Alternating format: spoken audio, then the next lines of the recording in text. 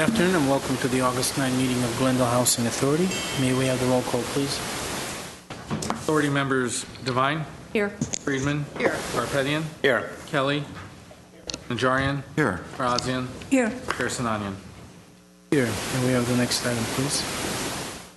Next item is the report of the clerk. The agenda for the August 9, 2016 regular meeting of the Glendale Housing Authority was posted on Friday, August 5th, 2016 on the bulletin board outside City Hall. Thank you. Next item. Next item is oral communications. No cards were submitted for this portion.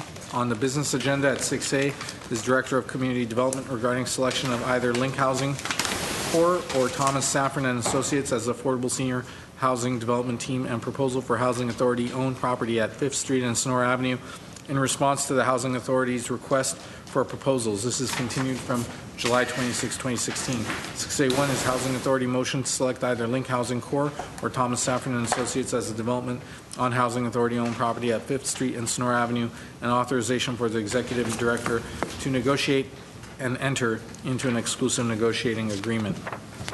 Friedman? Stated previously, I have a conflict in this item, and therefore I will be recusing myself. Thank you.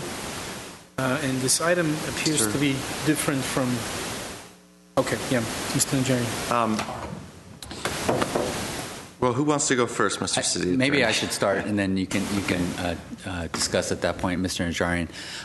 Mr. Chair, members of the Housing Authority, on July 26th, the Housing Authority Board continued this item to the August 2nd meeting so that the board could continue its deliberations and decide upon two of the proposers, Link Corp. and Thomas Safran Associates.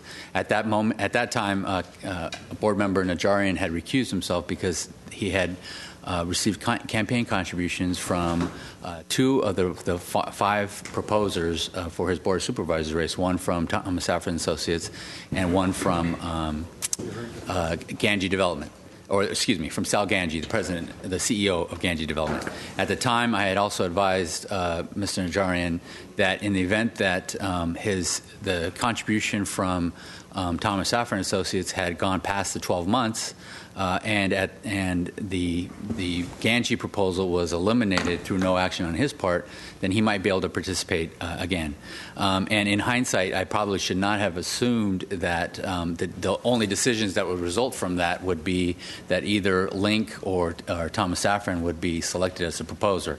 In fact, the board can decide not to select either of those proposers, can decide to terminate the RFP. There are a lot of options open to the board. It's just at this point we're at the final two proposers. So board member Najarian stepped back into the discussion on the 2nd and made a motion to open the process up to the five proposers for the purpose of answering a few questions related to the tax credit process and the proposers' success in that process. At that time, that motion, because Councilman Najarian still had a conflict because he's received the campaign contribution from Ganji, and they were in essence invited back into the process. That motion, which was passed by the board, was null and void. So at this point, the point that we're at, we're back to the part before that motion occurred on August 2nd with the final two proposers, and I've advised Councilman or Board Member Najarian to continue to recuse himself as a result, because of the fact that although decisions typically can take place in a segmented fashion, it has to be that can only occur when the decisions are not inextricably interrelated, or when there's no possibility that the conflict can come up again. And since as we just witnessed, it did, I'm advising Board Member Najarian to recuse himself. Mr. Najarian? And to elaborate, even if we were to limit it to the two proposers at this point, I could technically vote against both, which would leave us the direction, the only option to go back to some of the other applicants, which could include the Ganji team. And that's why indirectly I could be voting to confer a benefit on someone who gave me a campaign contribution. So, and we've gone back and forth on this. At 10 o'clock, I was in. At 12 o'clock, I was out. But I'm out now, and I will be recusing myself for those reasons stated by the city attorney. I see a lot of smiling faces in the room, but that's okay. So I will be stepping out and wish everyone good luck on this matter. Yes. And just one more point, as noted, the procedural posture is and as it was agendized, because we determined prior to the posting of the agenda that the motion was null and void. The item before you is to select between one of the two proposers. Obviously, the board can ask for make additional requests. And some of them may have to come back at a future agenda, depending on what their request is. I would note the motion made asked 5 questions in essence of the proposers, and because those questions were in essence posed by Councilmember Najarian, I think in essence they didn't exist because that motion is null and void. However, the Housing Authority Board is free to ask those questions of the proposers as part of this process this afternoon if it so chooses, but I would suggest that they be made by the board as part of its deliberations, if you're so inclined. Okay. So first thing I'm going to do, thank you, Mr. Garcia.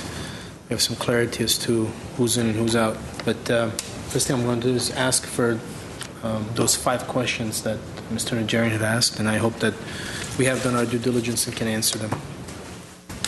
Well, the questions that we posed As to the two candidates. surely those 5 questions are interesting in that they demonstrate a narrative.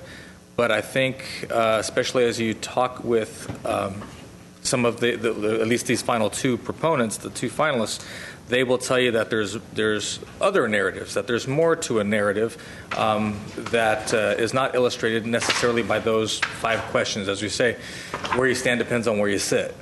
And I think what you'll hear if you go through these 5 questions will vary greatly by the type of developer and the business plan and profile of the various development firms.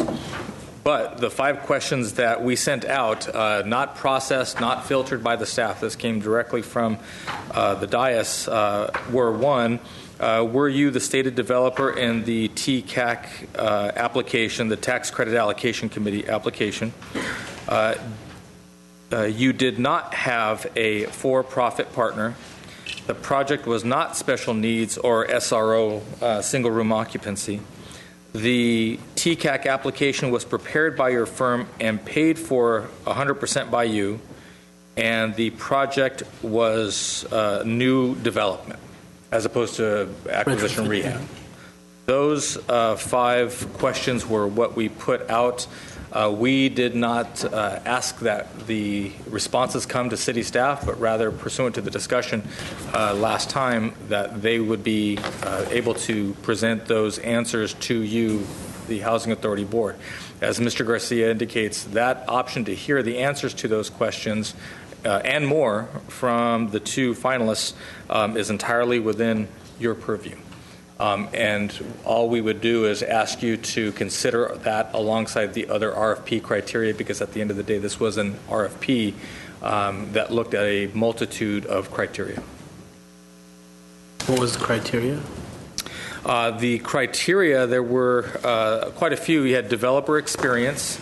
You had development team / partnership. So we're looking at the qualities and qualifications of the team. The design team, the quality of your architecture, the designers of the project. Sources and uses, which is the financing and funding of the project that really does speak to that issue of the tax credit competition. But again, that's one of those first 4. Developer vision was another. Housing cohesion, meaning the fit. So developer vision? Yes. So, can you elaborate on that? The idea that you, as a developer, have a story to tell with your project, and you see that really demonstrated through the site design, layout, architecture. You saw that very clearly with the Abode folks, for example. They had a very clear idea about what they were trying to do with almost like an urban forest. I mean, that was a very strong theme within that proposal. And so you get this idea that each one of the developers, some more than others, was telling a story of how this project would meet the council's stated goals, the Housing Authority's goals, as well as what they as a company believe is strong good quality, affordable housing. Housing cohesion was the fit into the neighborhood, kind of the execution of that vision, as well as the targeting for the types of units. Are they very low? Are they low? The different buckets that the income levels fall into. Sustainability, how green is this project? Additional benefits, meaning additional community benefits, things like parks, like community rooms, things that would benefit the overall community. Project timelines, and then lastly, kind of the catch-all compliance to the RFP. So quite a bit of, quite a breadth of criteria, not really weighted, but still looking at the whole, that we would be able to take a comprehensive look at all of the submissions, and those submissions were evaluated by a crack team of trained professional staff, both from the Community Development Department, the planners, and development services folks, as well as people and housing people, most certainly, as well as our human services staff in Community Services Department. And so the idea was to take a comprehensive look at a comprehensive set of projects and then reason together, as much as you are doing now, to recommend what was then a top 6. They were interviewed, those top 6, culled down to a top 3. Then that top 3 was expanded to a 5 by the board. And then 2 weeks ago, you brought it back down to a top 2. And that's basically where we are today. Okay, so going back to the issue of the 5 questions regarding the applicant's ability to secure 9% credit financing.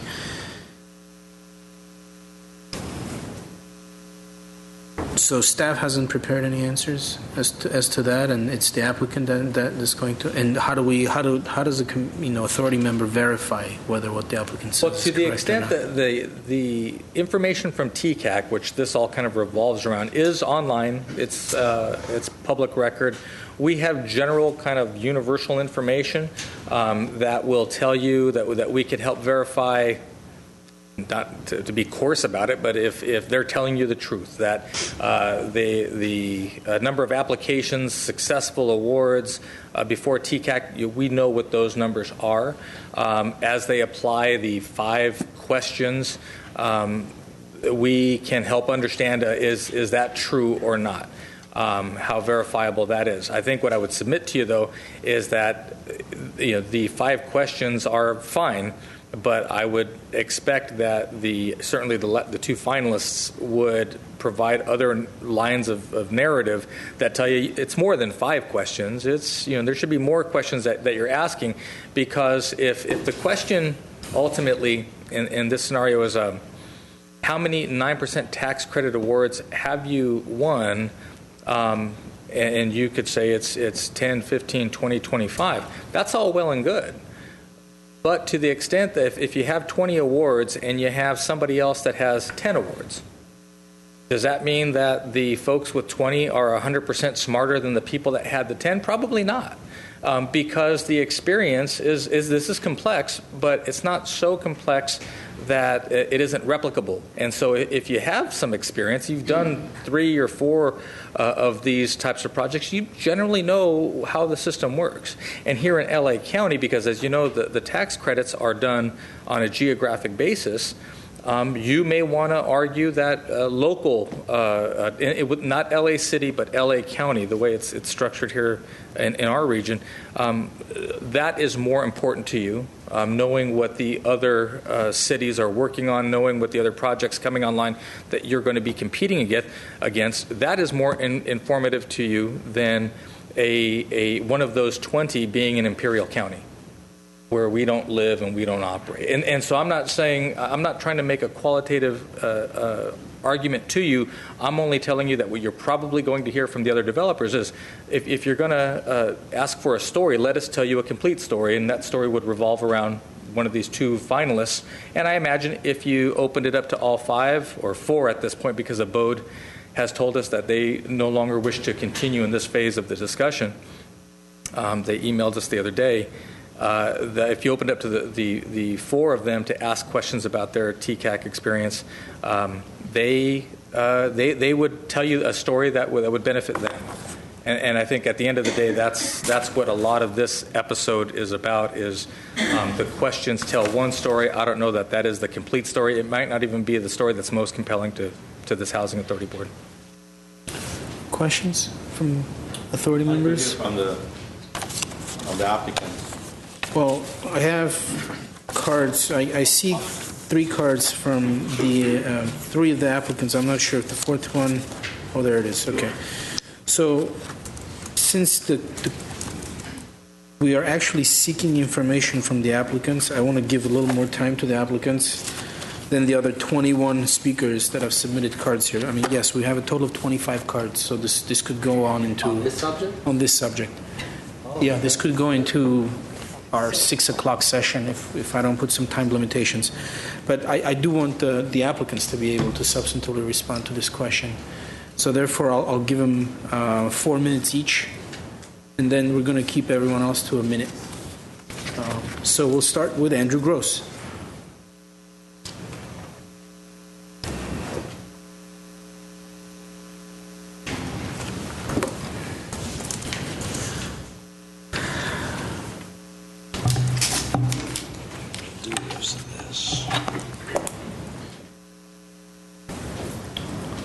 Mr. Clerk.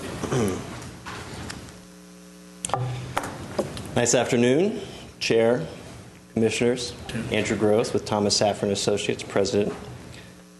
So I will get to the answers to your questions. I think those are very important. I just would like to take the time to also just kind of provide a little more context.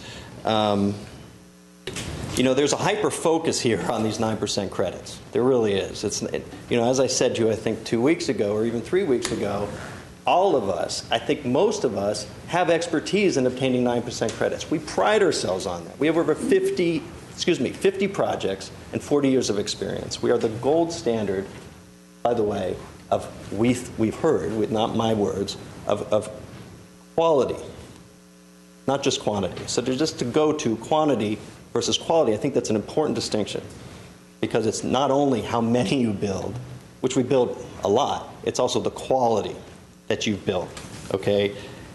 And last time, I know I spoke a little bit about the design. What we are proposing to you, and you have a choice, you have a clear choice, is a transformational product. You saw it with Veterans Village. You saw it with Gardens on Garfield. It's really important for Sonora Village Green. Wellness, intergenerational park, senior services. These are critical, important features. And you just heard about the design, the selection criteria listed on page 13 of the RFP. Really important information, because we and the other 17 applicants spent a lot of time, on this vision. Again, vision is part of it. The intergenerational park with the 3 design elevations and with the different financing structures of a 70 and 91 unit scheme. All very important. Developer vision, housing cohesion. You could hear from our architect. He could describe how important it was and how he looked at the site. It's critical. At the end of the day, what do you have at Veterans Village? How it was financed? What round it achieved 9% credits? No. You have 40 units of veteran housing and people's lives, including Yolanda, who's here, who I know you heard at the open house, how their lives are different. It's not by that they got credits in the first round. Oh, by the way, on Veterans Village, we did get credits on the first round. Very first round. From time of acquisition to credits was about 12 months. Very quick. We have experience doing it. To answer your questions, I put together this board, which was from, I think, 2009 to 2016. These are the 9 of 10 projects. All pictures here, and I could pass this to you, of quality, it's not just quantity, that we achieved first round applications of 9% credits. Very important. I see time is getting close. We also objectively have a tiebreaker in the application. The RFP, all 4 applicants are here, submitted a tiebreaker. Ours is at one of the highest. That's an objective way that you can make a decision. What tiebreaker?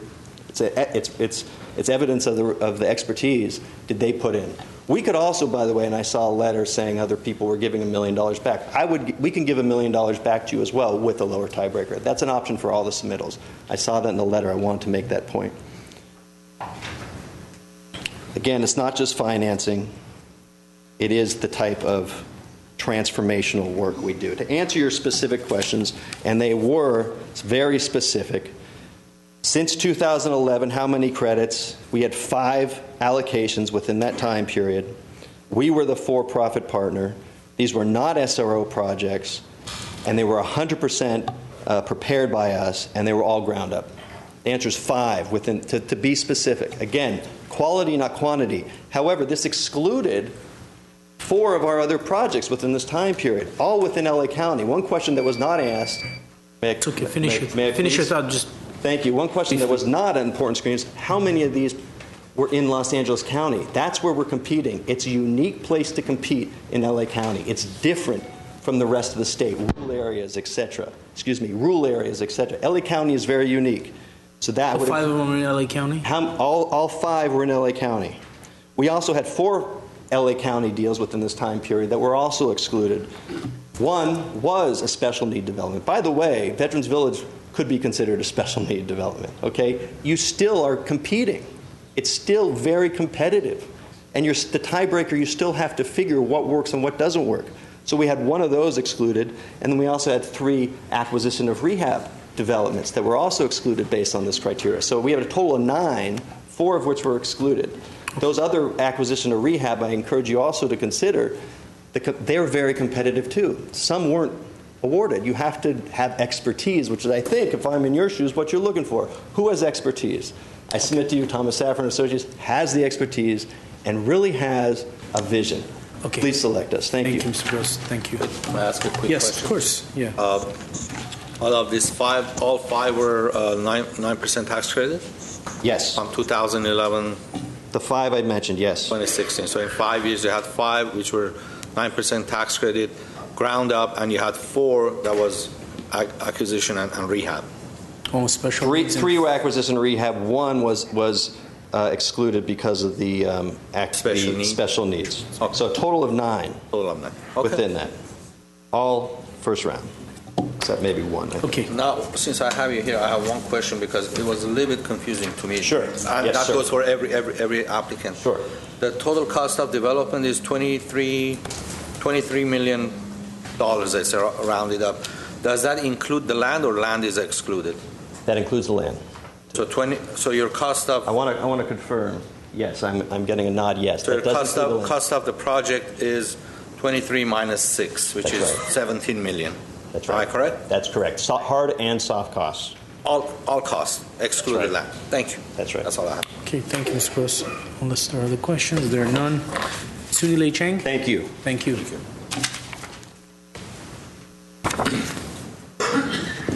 Same deal, 4 minutes. My colleagues a second to set up our boards. Sure.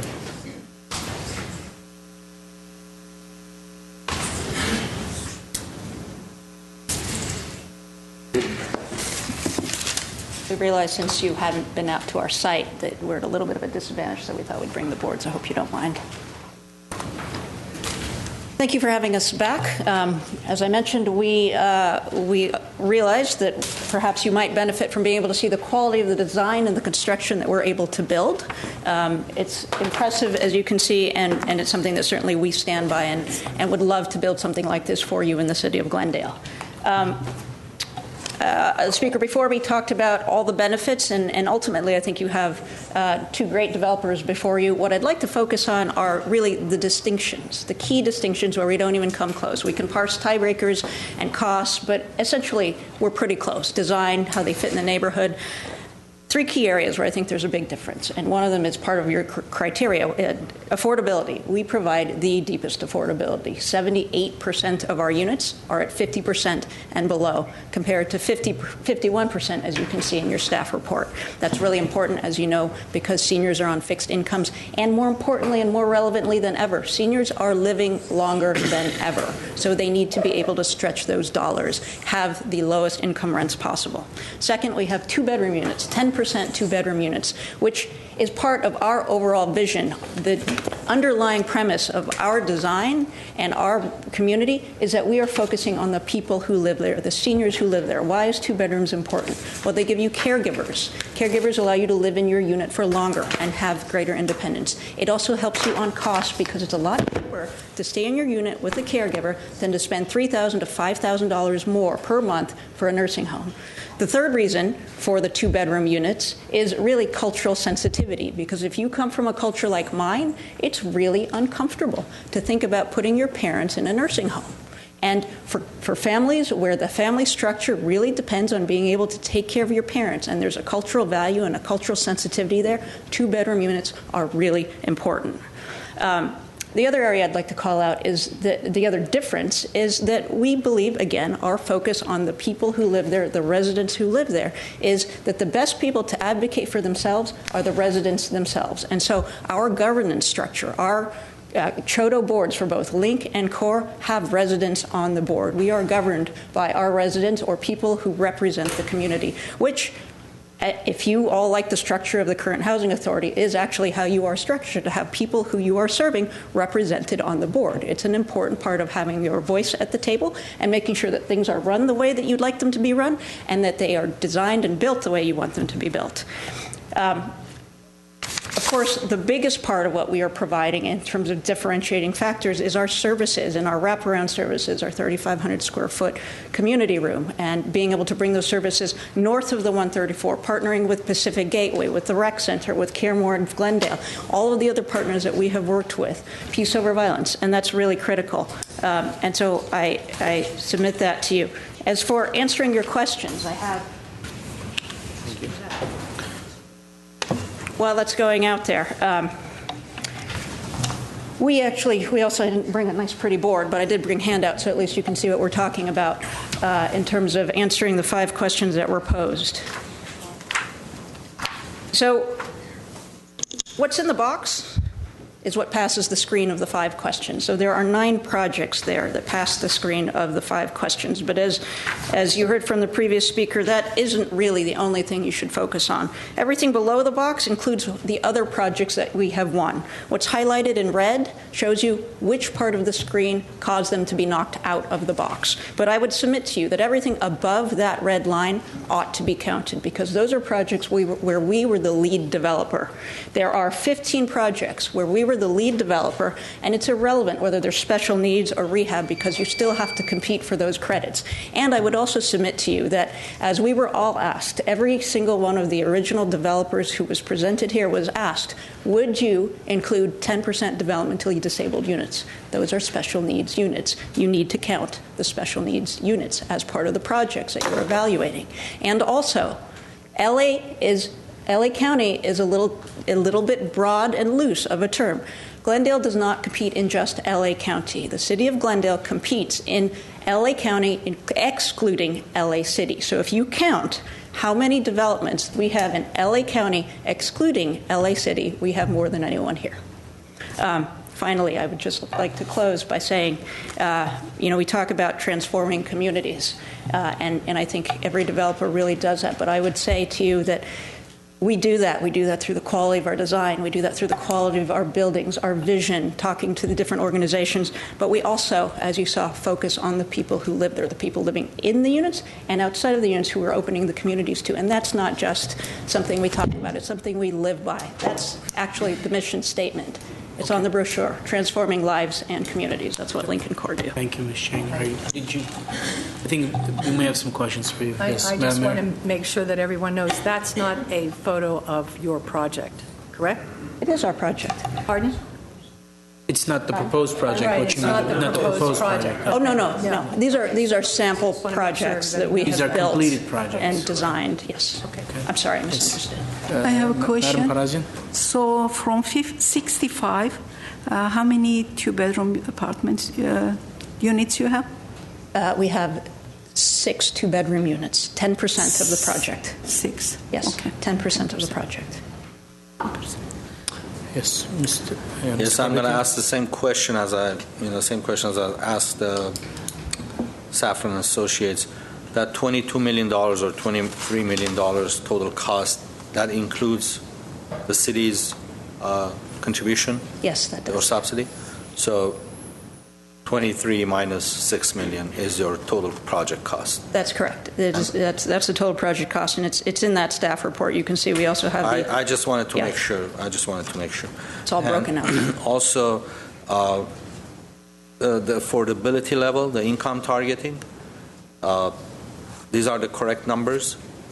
One that I have in my staff report today. Are these the accurate numbers? 35% 0, 40% 0, 45% 23, 50% AMI 20, and 60% AMI 14. Am I correct? That is correct. And then the last column, at or below 50% AMI, that is also correct. And that's, if I could just clarify, that's a really important number. You can cut it at any number of those different categories. You can cut it at 30 or 35 or 40 or below. But the reason 50% is important is that that is how the data is reported. That is how housing authorities report the data to HUD. That is how the city reports its RENA numbers to the state. So the 50% or below AMI number is the one you really want to focus on, because that's how you all are evaluated by the state and by HUD.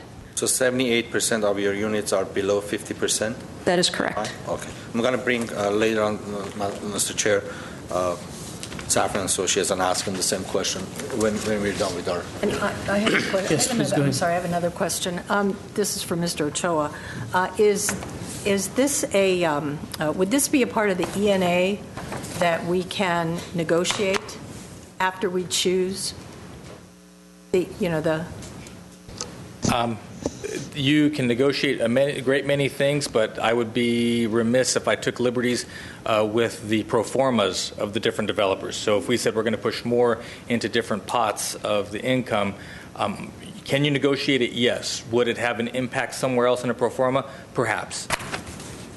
So, that's as best as I can give you in this context. Okay. Yes, Mr. Carpenter. Just a point of clarification. The affordability level is basically the rents that they can collect. I just want to make sure that I'm understanding this right. So the affordability level is the rent that they collect, and based on that, they can get a first loan, and the rest of the financing comes from the 9% tax credit. Let's say if the project is costing $20 million, and they can collect out of the 70 units maybe $40,000 a year, a month, and then times 12 is their income, and the rest of, based on that, they can get a loan of $4 million, and the $16 million come from tax credit. So the affordability level determines the amount of rents, and that determines the amount of loan that they can acquire. Generally, yes, it's the income level, and that income will speak to the maximum rent that they can pay. So, yes, generally, yes. So if you change your numbers or reduce your numbers, that may change the amount of loan that you can acquire. Again, without having the pro formas here. Got it. But I think one minor change, you would probably look at tax credits and then rent and figure out how much tax credit you've got and then figure out what kind of loan you need, rather than loan and then ask for the tax credit. But do we know today how much tax credit they got? No. We don't. Okay, so these are just basically a pro forma. Correct. Okay, thank you. I'm sorry, they're also informing you what level of affordability you are targeting for this project. Thank you. Mr. Chairman? Yes, Mr. Kelly. I just had a quick question for Ms. Chang as well. This is the first application from Link and Core to the city of Glendale, isn't it? Yes, it is. Yes, it is. Yeah, okay. However, I would say that we, as I said, share a common vision, and we actually share a common DNA.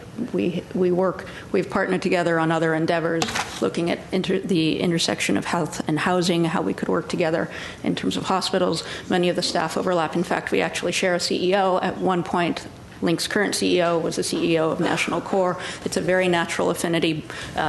Byron, who is our construction VP at Core, actually was hired by Link's current CEO when she was at Core. So you will see that there is a lot of overlap there, and it's a very natural partnership for us. Thank you. Thank you, Ms. Chang. Okay, I have Frank Ganji next.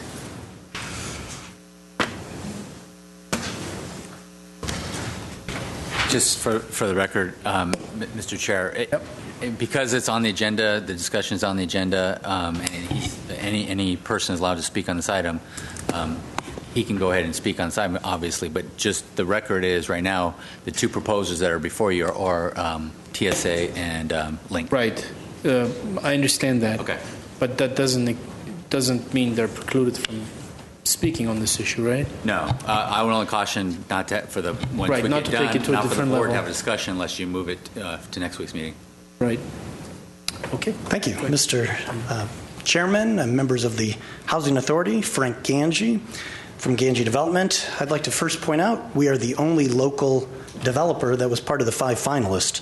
Why is that important? As was alluded to a few weeks ago, when Christian Life Church had a problem and was $1 million short on their budget, we, being community people, came through and helped them produce the church for their budget.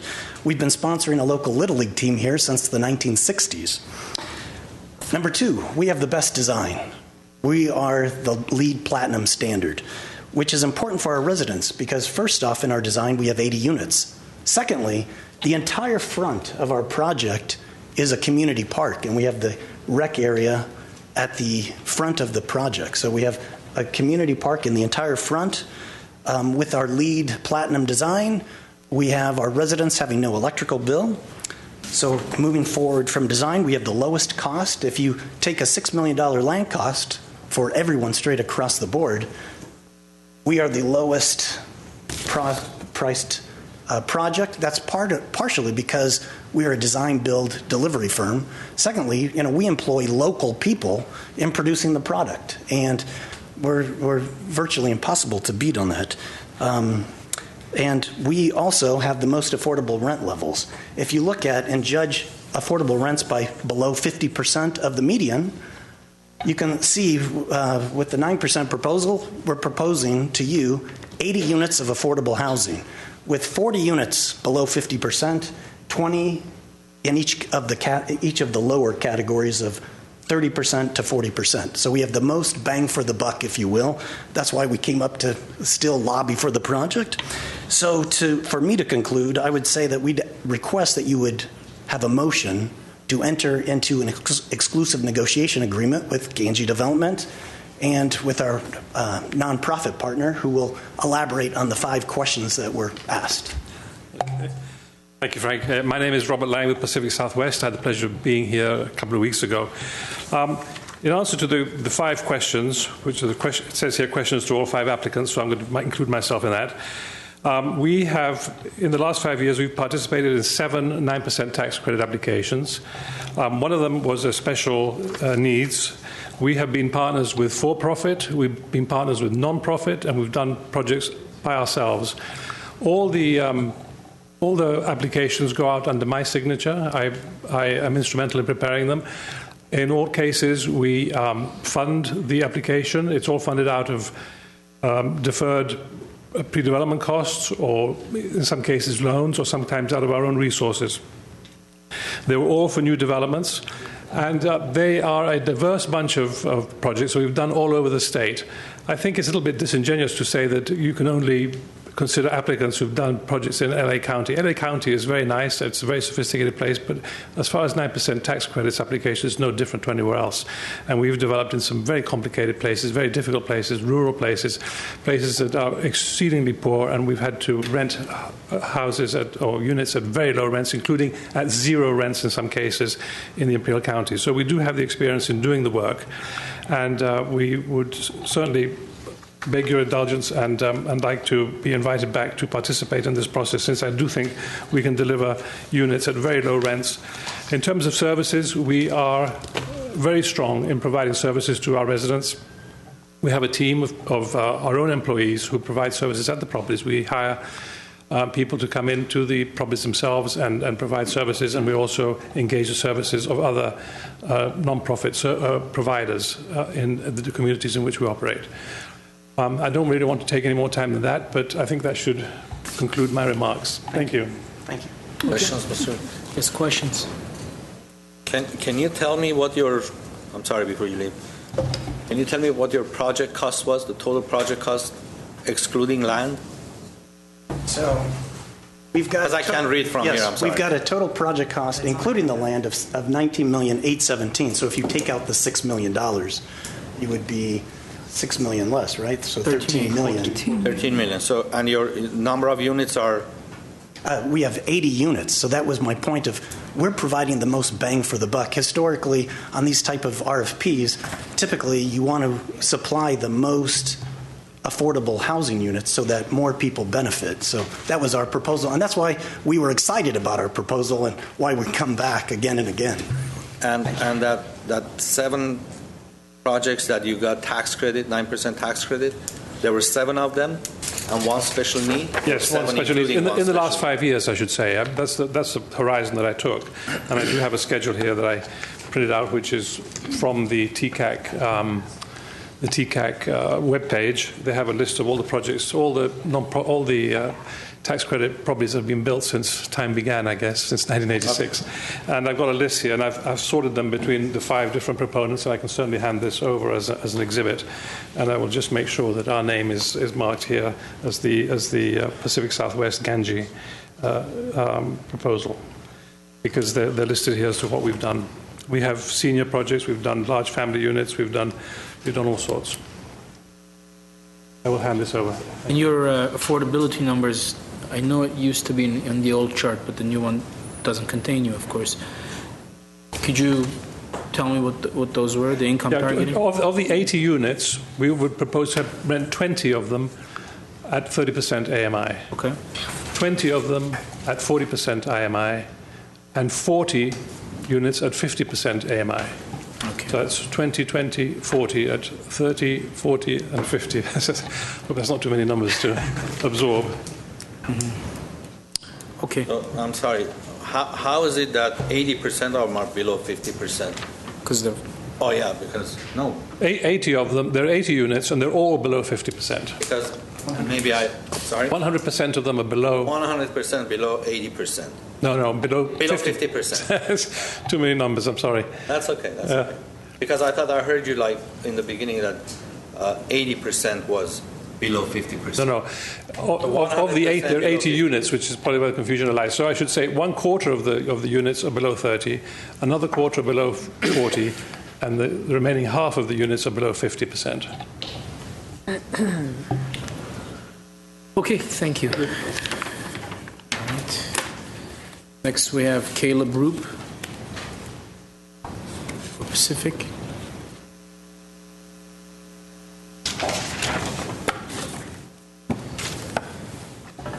Chair and members of the board, Jesus Armas on behalf of Pacific, and also Caleb Roop, the president and CEO of Pacific. In the interest of time, we're going to compress our remarks, so we had more to share with you. But I come to you having had considerable experience in having reviewed proposals. I was a city manager for 20 years in 2 Northern California cities with 30 years of local government experience, and that afforded me an opportunity to review proposals like those that are before you. I've also served on a nonprofit organization which owns, manages, and operates over 5,000 affordable housing units. Pacific Companies is here before you because Glendale is at a critical juncture. This is a very important project, as we all know, and it's essential that to execute that project, you select the right team. Pacific believes it is the best team to be selected for this engagement. It runs an open book company, values transparency, and invites you to review carefully all the information that has been presented to you heretofore as well as this afternoon. Pacific, as a 20-year company, has a very strong balance sheet. It has developed hundreds of affordable housing projects and successfully received 9% tax credits for nearly 30 projects over the last few years, dating back to approximately 2011. All of those projects are in compliance with the various regulatory schemes at the state, federal, and local level. We believe that Pacific's proposal is especially unique because it is the only one that advanced the idea of making maximum use of local taxpayer dollars by structuring the final arrangement whereby the full $6 million subsidy was reduced to allow for the subsidy to be at $5 million and $1 million to return to the Housing Authority to address vitally important affordable housing issues in your community. Indeed, this has an impact on the tiebreaker scores, as the staff has previously shared with you, but we believe that even with this adjustment, the project would be viable and competitive. Since we've presented this information to you, we've also had a chance to consider whether there are other community benefits that Pacific might be able to advance for the benefit of the residents of Glendale. And we are prepared to say today that as part of our commitment to making this an important project for Glendale, Pacific pledges to provide 50 to 70% of all construction activity to Glendale-based businesses. Another example of a company that takes seriously its role in advancing important community objectives.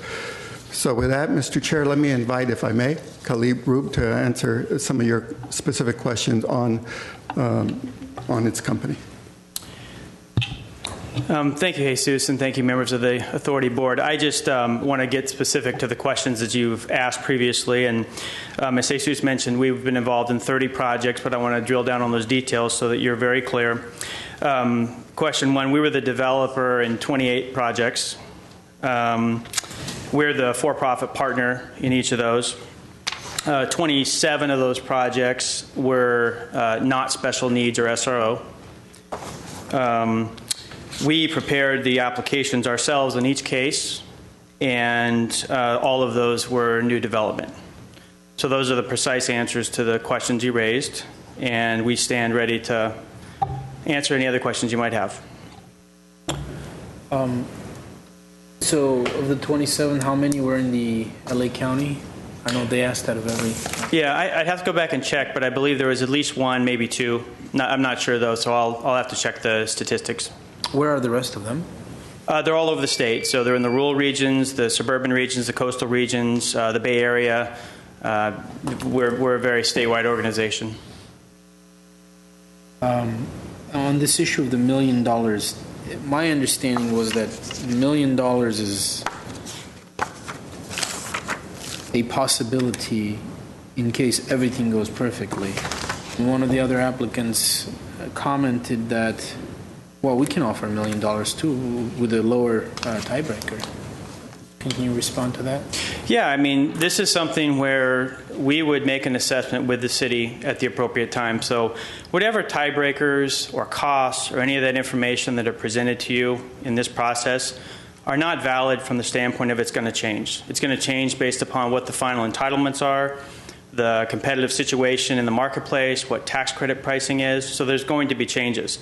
The point of that offer is to say that at the point in time when this project's fully approved by the local government, and when we are ready to submit for tax credits, we can make a decision about how competitive we want to try and be.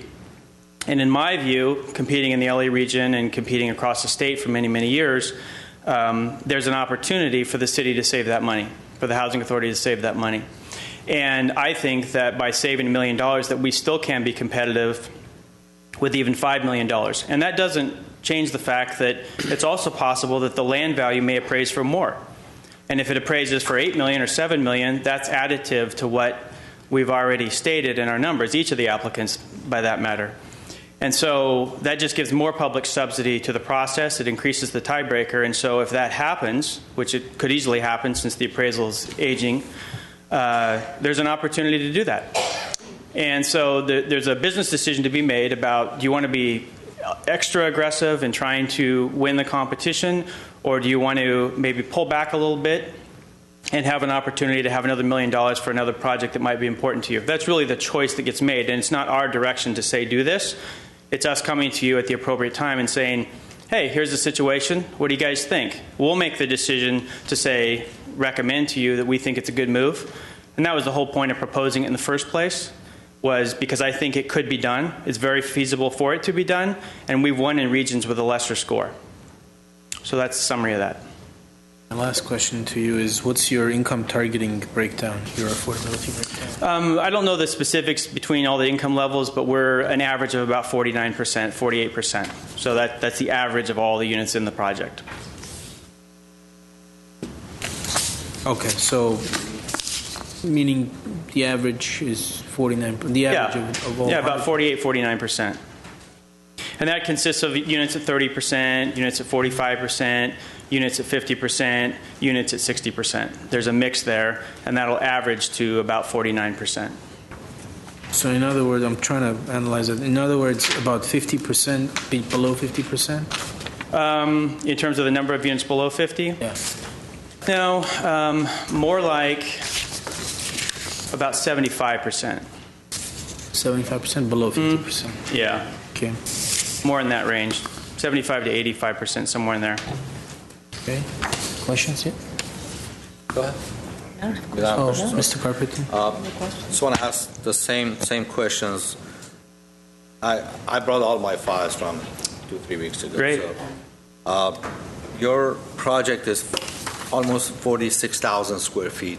The total project. That's the breakdown that was given here to me.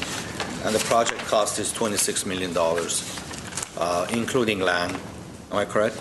That's correct, I believe. Okay. And the number of units are 69? Yes, that'd be correct. 69 units. And the affordability level, you don't recall what the breakdown was. Do we have that report from like a week or two ago?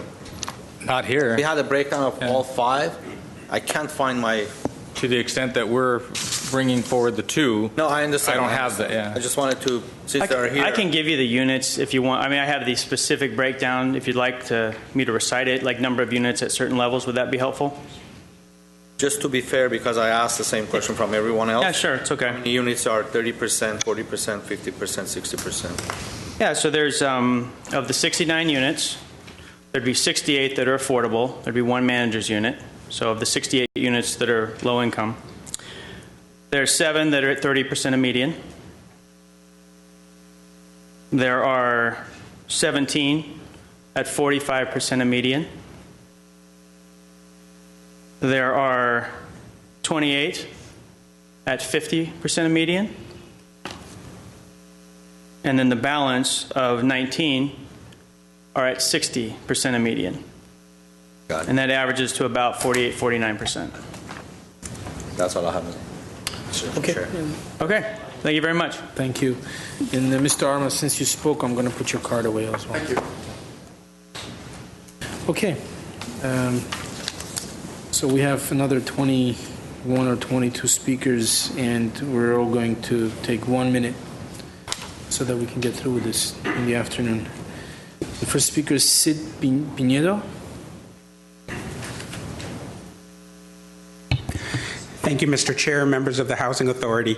My name is Sid Pinedo, and I serve as president of Hope Through Housing Foundation, which is affiliated with National Core, and we coordinate the delivery of social services in all of our communities, and would do so as well for this community. Our vision and our mission is to provide transformative services, transforming lives and communities, meeting the needs of our residents, always maintaining their dignity and their respect. And as we look at this particular community, it's important then that we focus on the services, because where we live matters. It's got to be safe, quality, dependable. But how we live affects everything that we do. And so with our services, we meet those basic needs. And then we also look at physical and mental health. And then we look at social connectedness. And so our partners for this community will focus on exactly those items. And so I look forward to working with you. I look forward to serving this community and being able to meet and transform lives. Thank you, Mr. Pinedo. Thank you. Byron Eli? I don't need to speak. Okay. Very good. Thank you, sir. Beverly Smith, followed by Esther Solar. Beverly Smith.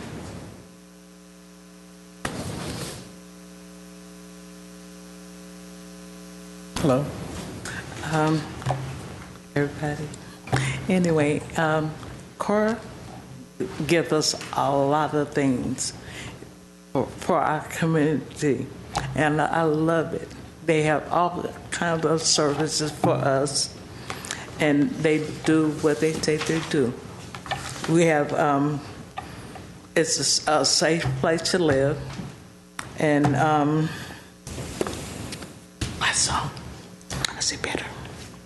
it's affordable for my budget. I live where I can do everything. And just about it. That's all. Thank you.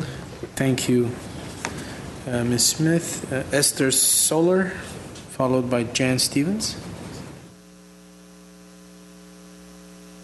Hi, good afternoon. My name is Esther Soler. I came from Fontana Sierra in Fontana, and I want to take advantage of this opportunity to appreciate to National Corps and Hope Through Housing for the opportunity to provide me a decent, neat, and beautiful and affordable place where to live. When I decided to get an apartment, I had to sell my house because I lost my job. I was living in $900 check with the Social Security, and I couldn't afford a place where to live. It was very uncertain time for me, the place that I'm going to live, because where am I going to get a place without a job? Who's going to rent me an apartment? That was impossible. That means that I was really, really having a hard time in my life at that time. I applied over there. I was able to get an apartment, affordable apartment. I was able to pay my rent with the $900 budget that I have. And they provide me a stable place to live, decent, beautiful, has gym, has a swimming pool, jacuzzi, barbecue area, all the commodity that I was expecting, but I never think that I'm going to get for that amount of money that I pay over there. Okay. I mean, that was almost impossible, but I did. Then the social worker in the place is really good. She provides me with all the resources the city and the community offer, like HIP program to pay for the electricity, like a scholarship to be able to go to the senior center and do yoga and dancing and activity like that, exercise, and be able to launch and everything. That means that for me was great. Okay. That company. Thank you. Thank you. Thank you. Jan Stevens, followed by Robert Lang. Mispronounced that. Good afternoon. Good afternoon. I've lived in my community in Fontana it'll be 9 years at the end of the year. And I'm very low income on my Social Security check. And now with the affordable housing I have, I'm able to pay my own rent. I still have money left to buy my medicines. And we have all kinds of activities that bring the whole community together.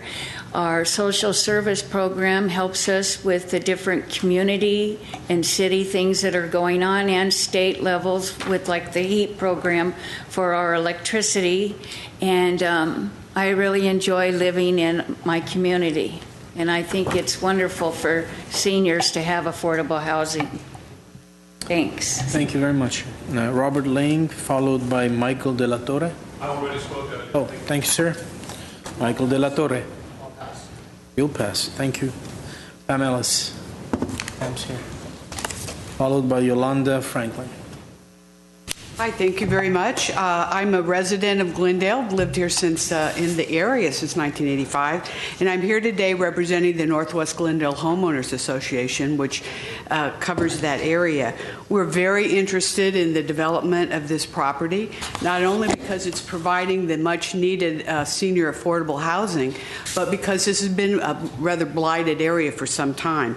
And we'd like you to take under special consideration for your two finalists, which by the way are both excellent, that the egress be from 5th Street, not onto Sonora, that the public park area and the community room for the public be also off of Sonora so that the kids from the library or the school or the nursery school could easily get to it. That we not negotiate any setbacks for the street setbacks. And that was one of our developers really stood out in that regard, in that the buildings were set back. It didn't look like it was crowding the sidewalk, and that was Thomas Safran.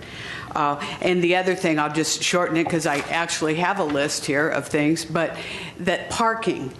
I know that it's not a one-to-one parking situation, but as you introduce more two-bedroom units and you have a caregiver, there will be more cars, and there won't be any place for those cars to park. So I know that all of the developers had less than a one-to-one, so you need to take that into consideration, plus the people who will be working there as well, support staff. Thank you very much. Northwest Glendale looks forward to, Homeowners Association looks forward to your final decision, which I hope will be today. And I think Thomas Safran, though, really did a nice job in meeting all of our points. Thank you. Thank you, Ms. Ellis. Yolanda Franklin, followed by Roger Brown. Hello, greetings this afternoon to the chairman and the respective members. My name is Yolanda Franklin. I'm standing to speak on behalf of Thomas Safran and Associates. I stay at Glendale, here in Glendale at Veterans Village. I am a veteran. I am on Social Security disability insurance. I have congestive heart failure and cardiomyopathy. In that respect, I believe if you look at my income versus the seniors, I think we're very respectable in the fact of income. And so from that perspective, I want to speak on Thomas Safran and Associates in their building, their housing. If you look from the exterior all the way to the interior, everything looks like a home. As a person who has lived out of her car because she lost her job and then had to basically work her way up to get accepted into the housing community, it was not just a joy, but the real thing that overjoyed me was to be able to move into something that didn't look like an office building, that didn't look like an outdoor building. It looked like a home. Not just from the outdoor perspective, but as soon as you walk in, it's home, it's homely, it's welcoming, and then inside your space, you have plenty of room. I do have a caretaker that comes and helps me with oxygen and sometimes with physical therapy and medication, and there's plenty of space for that. So I'm not cramped, I have my own space, and then in the community center, Thomas Safran and Associates has taken it upon themselves that not did they just make a housing unit, but they made a community unit. They have things like we have monthly movie gatherings, we have birthday gatherings, we have different gatherings if you need something like you need help to get to the grocery store, if your children need help with their studies, there's tutorings, if you need help with health care, I got help with that. So they didn't just say we're going to build something and just stick you there. They said we're going to take you and we're going to help you evolve into the community. And because of that, I was able to meet other individuals and I was able to take on other volunteer aspects here in Glendale. And it's made me more productive. It's made me more looking forward to the future. And I think that's something that you want in a housing community. So, thank you. Thank you, Ms. Franklin. Roger Brown, followed by Desiree Hunt.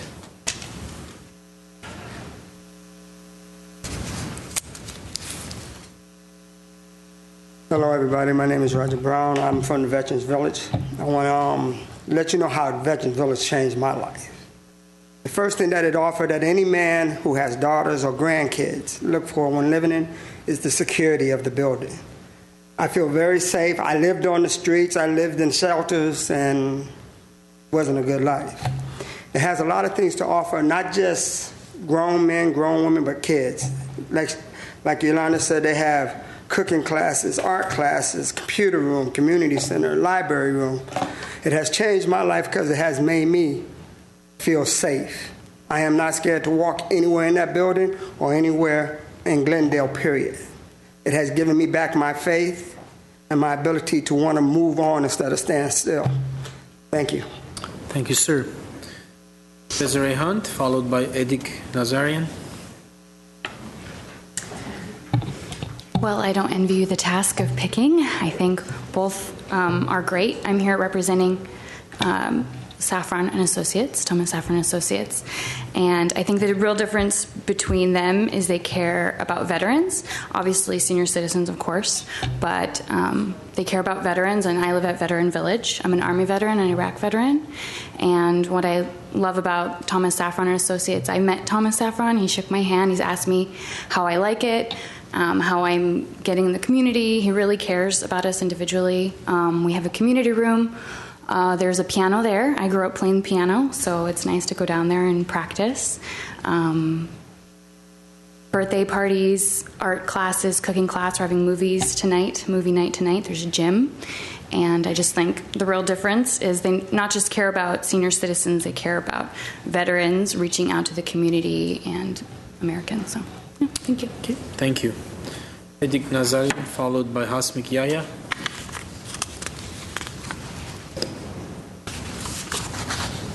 Good afternoon. My name is Eric Nazarian. I've been living in Glendale since 1988, and I've also been working for Thomas Safran for 11 years, since 2005. And for many years, I was asking Tom and our development team, why don't we build something in Glendale? Because I saw how beautiful our buildings are. Every time we attend any event at our buildings, the residents approach us and tell us how happy they are that they live in our buildings and how we've changed their lives. And as a resident of Glendale, I always wanted to have similar buildings in our community, in our city. And we finally got a chance to build Gardens on Garfield and Veterans Village, and now you know that we put a lot of effort and detail into not just building, but also maintaining our properties. So we changed the lives of our residents, so I hope the city will decide to give us another chance to build one more building in Glendale. Thank you. Thank you, sir. Hasmik Yahya, followed by R.P. Hartunian.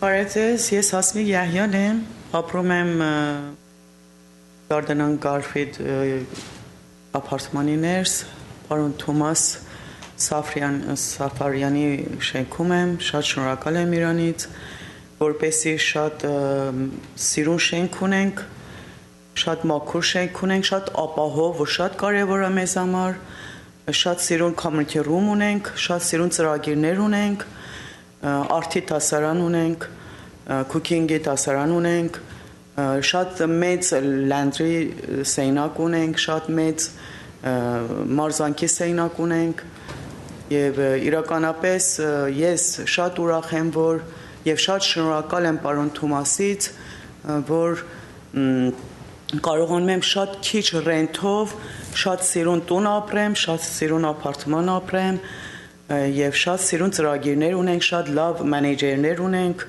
Տիկին Ժասմեն Արաքելյանը եւ մնացած մենեջերները շատ ապահով է, լրիվ կամերաներով ապահոված է մեր շենքը եւ ես իրականապես շնորհակալ եմ պարոն Թոմաս Սաֆրանից։ Շատ մերսի ստեր։ Thank you. How is this going to go down in terms of translation or interpretation? Is have a policy of allowing people to speak as they wish? Sure. Provide you translation of their... I don't need translation, but Madam Mayor needs I heard a lot of shot loves there. I heard a lot of shot loves, so I know it was good. She doesn't need translation. Doesn't need translation. Maybe Mr. Kelly needs translation. Yes. He does. You know, maybe Madam Mayor can translate for Mr. Kelly. It was good. I translated. Do we brief summary is that please. The speaker was a resident at one of the Safran properties and was speaking about how satisfied she was with her. Okay, thank you. We have Arpik Hartunian followed by Vartan Musyan. Arpik Hartunian. Is Ms. Hartunian here? Yeah, she's coming.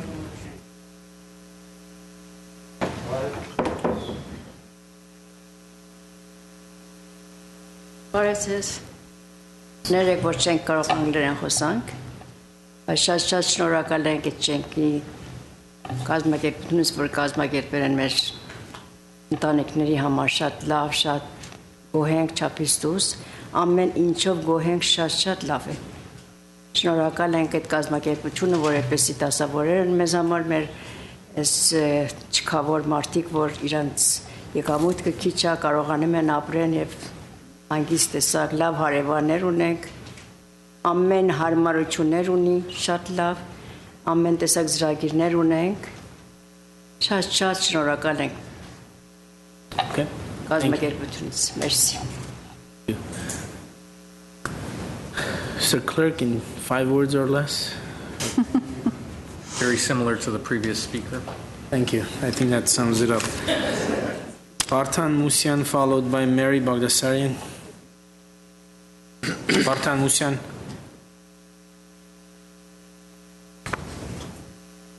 Hi, Bagdasarian. Hello. Ինչպես լավեք, սա Գարֆի շենքից եմ, եմ շնորհակալություն ատեմ բոլորից էդ ինչպես էր, արզիտնան ասան շնորհակալ ենք սիտից, Դրանց ներություններից ամեն կողից գոհ ենք, լույն ենք կամ շենքի մեջ են, հարևաններ լավ են, մենեջերներ լավ են, ամենը լավ են, բայց ես հարց ունեմ իր թաղամասի համար կարող եմ ասել։ Թաղամասի համար մատ փոքր խոսք կա։ Mr. Clerk, translate for him. The answer is no, because the question about the neighborhood has nothing to do with what's on the agenda right now. So he's more than welcome to come in the evening and we can entertain whatever questions he has. Միայն այս բնակավայրի վերաբերյալ խոսքը, եթե ուրիշ հարց ունեք, կարող եք հետո։ Հասկանելի եմ, չէ՞ մատ փոքր ծրագիրը, որ դե մեկը նստեում ասի, այս րոպե մատարի տա, որտեղ շատ մարդիկ կսերեցում են, նեղվում են, այդ ռամարում ուզում ասեմ։ Բայց ոչի շատ շնորհակալ ենք արգանքով ձեզանից. Thank you so much. Mr. Clerk, you want to roughly translate this? Because this was more... He's more a resident at the Garfield city. development, and he lives there, is very grateful for the opportunity, and he had another issue that impacts the neighborhood, which he wanted to raise. And we've instructed him this is specifically for discussion regarding this proposed project. Okay, thank you. Mary Baldasarian, followed by Edik Babiyance. And Mr. Authority Chair, we are having someone from staff talk Hi, to good afternoon. My name is Mary Bagdasarian. I live in Glendale, Garfield, Glendale building, and 303 East Garfield Avenue for 1.5 years. It's a very nice building, very clean. We have also a recreation room. We have for every monthly party, and we have a clean laundry and good neighborhood. We have good tenants. We also have a handyman. If you have broken something in your apartment, they are coming and fix it. We are thanks to Thomas Association and City of Glendale, and also property manager. Also, she works in a building office. I want to thanks to Mrs. Jasmine Arakelian. She is a very nice lady. And then I want to thanks to Thomas Association and City of Glendale. Thank you. Thank you. Give me this opportunity. Thank you, ma'am. Bye. Edik, and I'm having difficulty telling the last name, Babiance or Alliance. Thank you. And followed by Helen McCarthy-Chan.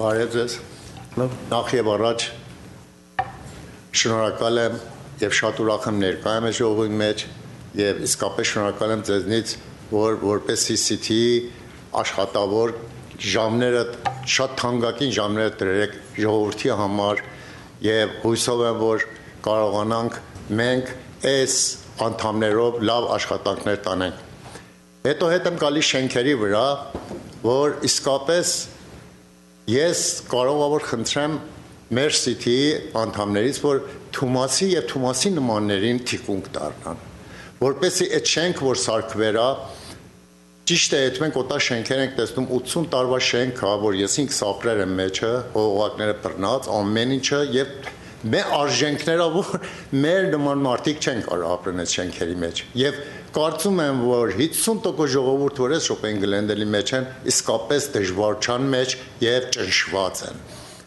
Բայց շնորհակալ ենք պարոն Թումասից, որ չենք սարքերա եւ ապահովված տեսակետով, ամեն տեսակետով, ել ինչքան ուրախ ենք մենք, որ մենեջերը շենքի աշխատանքով լրիվ այդ շենքի ժողովրդի տարեդարձներն է բռնում։ Շատ քաղցր բան է։ Եվ մատ իսկապես երջանկություն եւ ուրախություն աստեղծում մարդու մարմնի համար։ Էտա որ Երանի Թումասի եւ Թումասի նմանները շատ են, որ կարողանան ժողովուրդը հանգիստ եւ երջանիկ ապրել։ Մերսի։ Thank you. Mr. Clerk, again. Another resident from a project by Thomas Safran and Associates. He's very pleased with it and appreciates that the manager celebrates everyone's birthdays. He's very pleased with Okay, thank you.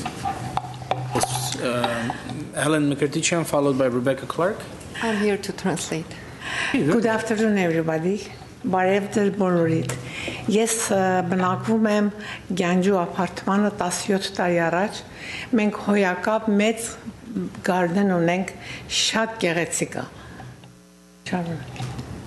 She lives in the building which was built by Ganges 17 years. The building is huge and they have a huge, nice garden in there.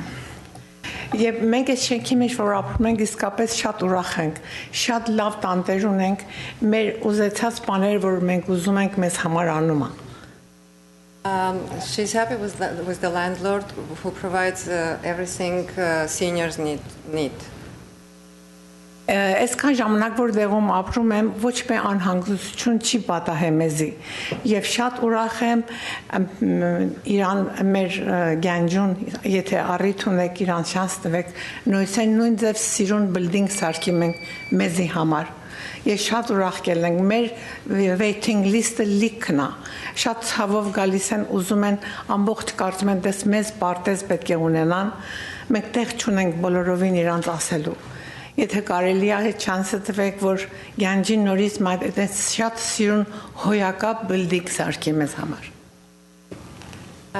Please give Ganges a consideration to build another beautiful building for seniors.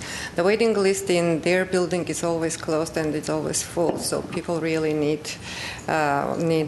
buildings like that. Շատ շնորհակալ եմ. Thank you very much. Thank you.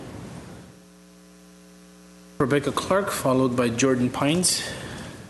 Hi, good afternoon. And we're just almost to the end, I think. So thank you for consideration today.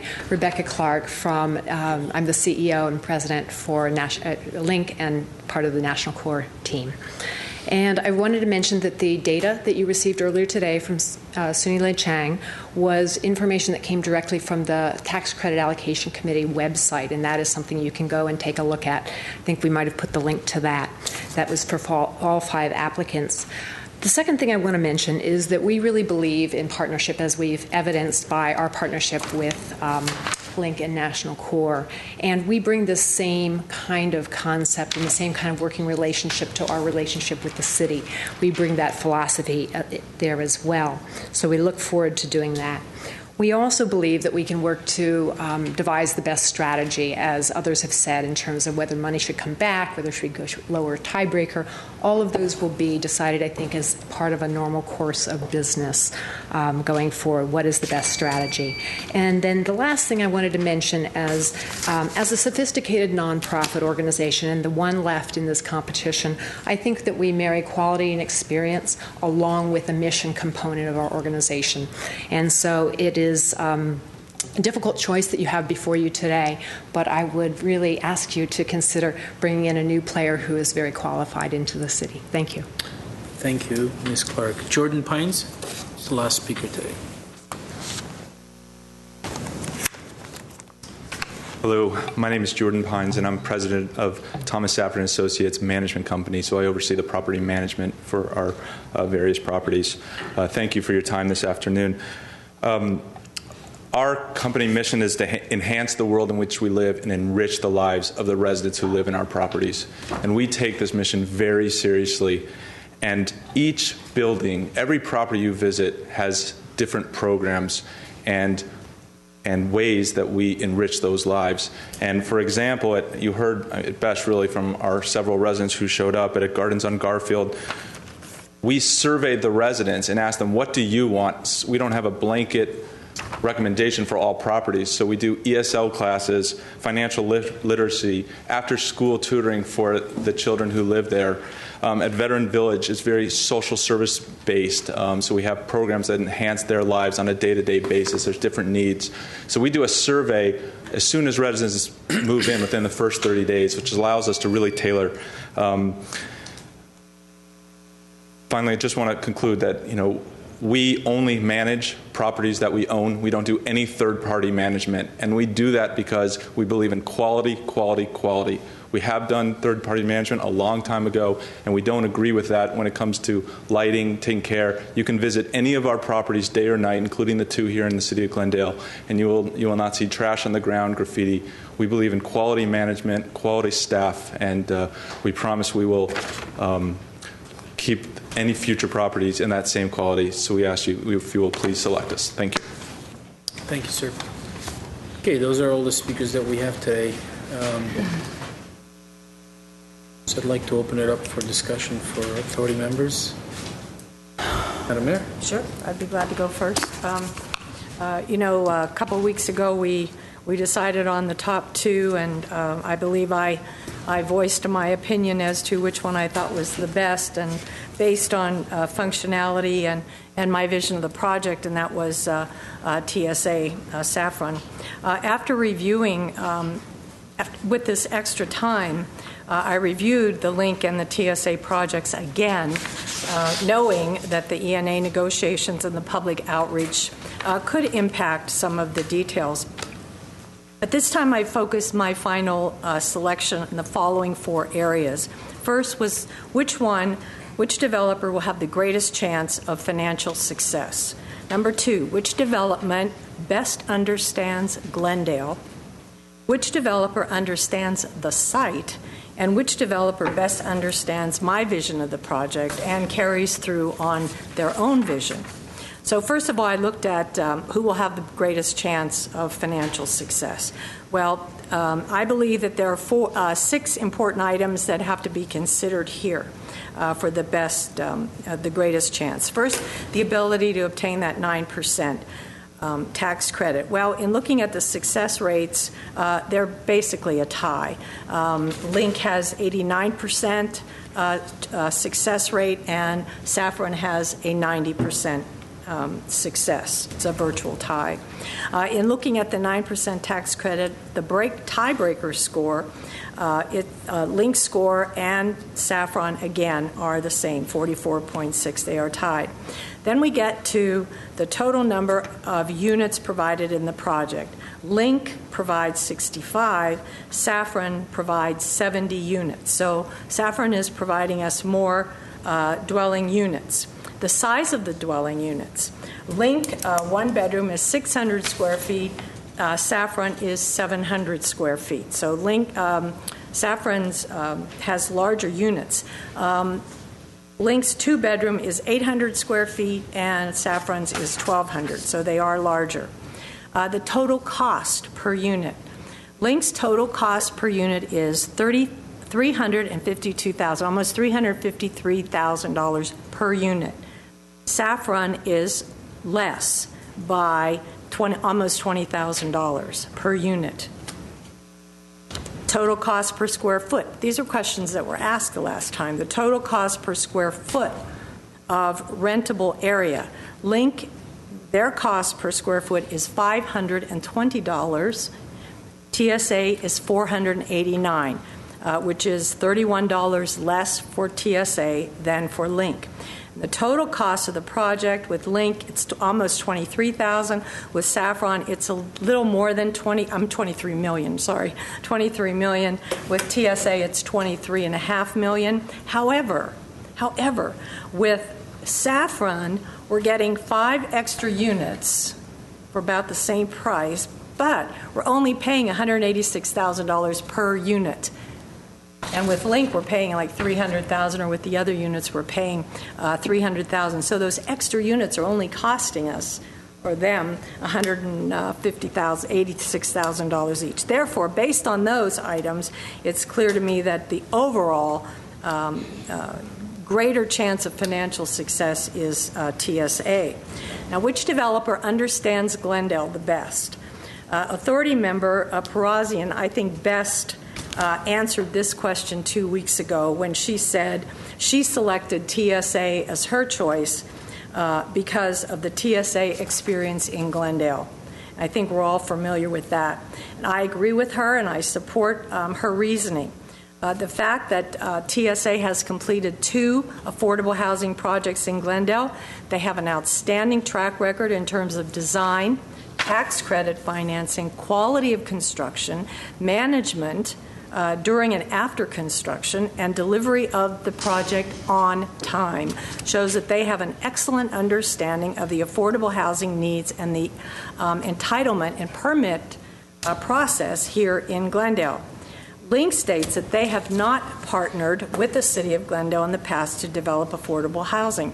They also state that their partner, National Corps, has not previously partnered with the City of Glendale. Link explains their history of working in the City of Glendale, and that's a quote, by stating that, and this is also a quote from the proposal, several of their board members have direct connections to the City of Glendale. These connections include a board member who serves on the Airport Commission, a board member who serves on the Glendale Fire Foundation, and a board member who works and lives in Glendale. Now, while these types of connections are very important and very helpful in understanding Glendale, they certainly do not provide a substitute, nor are they equivalent to having the actual hands-on experience of working here in Glendale. Therefore, based on TSA's actual experience in our city and building the affordable housing, I believe that TSA best understands Glendale. My next question was, which developer best understands the site? I believe there are 5 questions here. Is the project being built without requiring variances or setback reductions? And that was brought up by one of the speakers. TSA is not seeking any setback reductions or variances, and is in fact, in fact, they're providing 45% increase in the minimum side and rear yard setbacks adjacent to adjoining properties. Link is seeking a variance for a 13% reduction in the minimum front yard, and they're asking for a variance in the back setbacks. So Link is seeking a variance for 50% reduction for required planting area that boundaries in the rear parking lot. So they are asking for 2 variances. TSA is asking for nothing. The ingress and egress that was also brought up into the parking area have been placed in the best location. Have they been? TSA located their ingress and egress on 5th Street. Link located theirs on Sonora. Sonora is a street in which the traffic is faster due to the proximity to Glen Oaks intersection, and it can be more congested than 5th Street. In terms of easy and safe ingress and egress, I believe that 5th Street location is better than Sonora. Have the dwellings been placed in the best location in relation to activity centers? TSA located all of their dwelling units away from the park areas and the community rooms, which ensures privacy and quiet for the residents. Link, on the other hand, located some of their dwelling units near the park and barbecue area, the small area in the back, and on top of the community room, which could be a negative impact on the privacy and quiet of the residents occupying these units. The other thing I looked at also was the parking. Have the parking stalls been placed in the best location? When considering the ease of access in and out of the parking spaces, TSA located all of their parking spaces in the open area, which allows easy access in and out of the spaces. Link located 14 of their parking spaces under the building. Now, according to some experts, the walls and the columns supporting the building could make it difficult for the seniors to maneuver in and out of these parking spaces. Next question is, do the size, scale, massing, and location of the buildings represent the best use of the site? TSA minimized the size, scale, and massing of the location of their buildings, and in turn maximized the park and open space. This resulted in park and open space totaling almost 29,000 square feet, in addition to 2 community rooms totaling 3,000. Link maximize the size, scale, and massing of the location of the buildings, and in turn minimized the park and open space. This resulted in their park and open space totaling only 14,000, almost 15,000 in square feet, and they have one community room, which is 3,000. A view of the site plans will bear this out. So the next question became which developer agrees with my vision or sees my vision. And I really feel that Sonora Village Green, that this project gives us the functionality which promotes seniors the ability to age in place gracefully. One of the speakers said, what's very important is how will we live, or how will the seniors live, and I totally agree. And I think that the seniors will live happily in the Sonora Village Green. First of all, the design is warm, it's welcoming, the neighbors, it's compatible with the neighborhood, and it's not claustrophobic. It offers so much open space, which includes more than 6,000 square feet of park space, actual park space, where seniors can socialize and share activities. They have that intergenerational park off of Sonora, where the school kids can take advantage of that space. It's a space where grandparents that live there can share with their grandkids, and also every day have an ability to socialize with younger people. The vegetable garden, the meditation garden, butterfly. They even have spaces for tables where the seniors can play games. And we all know how the seniors love to play their board games. And of course, with me, one of the best assets to this development is the walking path, which goes all the way around the development, and I think that's an excellent use of this site. And of course, as was mentioned, they provide a piano, a music room, and a computer room, exercise room. They have 2 community rooms, one private for the residents, one open to the public. So they can either share programs or they can have programs privately on their own. And by the way, TSAs, as I said, are both located away from the residents so that there isn't a noise factor. And at the risk of being redundant, again, there's that egress, ingress on 5th, the circular driveway in the front. You know, how many seniors have walkers and they have problems getting into cars on curbs? So this is a perfect way to ease their way into a car to drop off. I think it's terrific. And the on-site management, I think, is great because they're there for the maintenance, the upkeep. So the vision, I think, this garden atmosphere that they're trying to achieve and what I would like to see, I think is done. I think it defines a vibrant way of life for seniors. Great design, great projects. It's thoughtful, it's functional, and I think it has the best chance of getting the financial success that we're all looking for. So in summary, absent a convincing argument to the contrary, it's clear to me that this project is the best one. And I want to add about the rent, the AMIs, that TSA may have 20 more units at 60%, but Link has 43 at 45 to 50%. TSA has 14 at 45% and 21 below. So if you're averaging, like Pacific indicated, if we average what the median, what the AMI is, I'm sure that Saffron is at about 45%. So I think that this project offers the lowest price per unit, the lowest price per square foot. It has the overall cost is the best, and it has more units, more park space, more functionality, and more chance of financial success. So obviously TSA is my choice. Obviously. Obviously. I think that was obvious 20 minutes ago. Sorry. But, did I sound like a commercial? I'm sorry. A little bit. But thank you, Madam Mayor. Mr. Garpetian? I'd like to hear what my colleagues have to say because I haven't heard. Okay. Mr. Kelly? Well, let's see.